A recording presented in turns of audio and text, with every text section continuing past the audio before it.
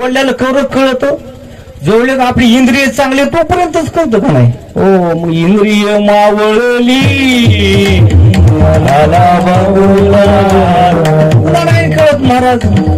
Wire ढिले झाल्यावर कळायचं कळत आहे मग कळत असतं होय. जव हे सकळ सिद्ध आहे हात चालावया पाय एवढंच कळतं महाराज. दोन म्हातारे पाराव झोपले मारुतीच्या संध्याकाळी आपलं जेवण खावण करू बोलत बोलत बोलत 9 वाजले. एक जणाला इंटरव्ह्यूला आली. एक म्हातार उठलं बोलत बोलत पार जरा उच होता असा आणि गेलं कडे लाईट गेलेली होती. गपकन खाली पडलं ते महाराज. असंच पडलं बघा.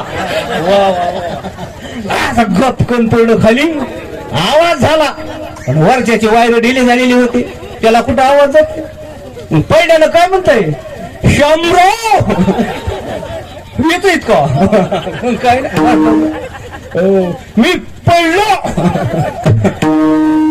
शंभराव मी पडलो. श्यामराव म्हणले आता पडा पडा बराच टाइम झालाय म्हणले. आता 10च्या पुढे टाइम गेलाय म्हणले. आता आम्ही बी पडत होत नाही. हे मुंडीव पण नाही तिकडं आणि हे म्हणतोय आता पडा.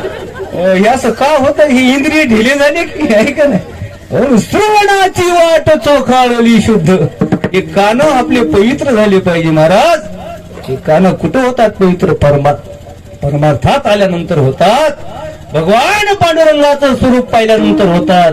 म्हणून तुकोबाराय म्हणतात माझे कान सुद्धा पवित्र झाले. श्रवणाची वाट चोखाळली शुद्ध गेले भेदा भेद निवारोनी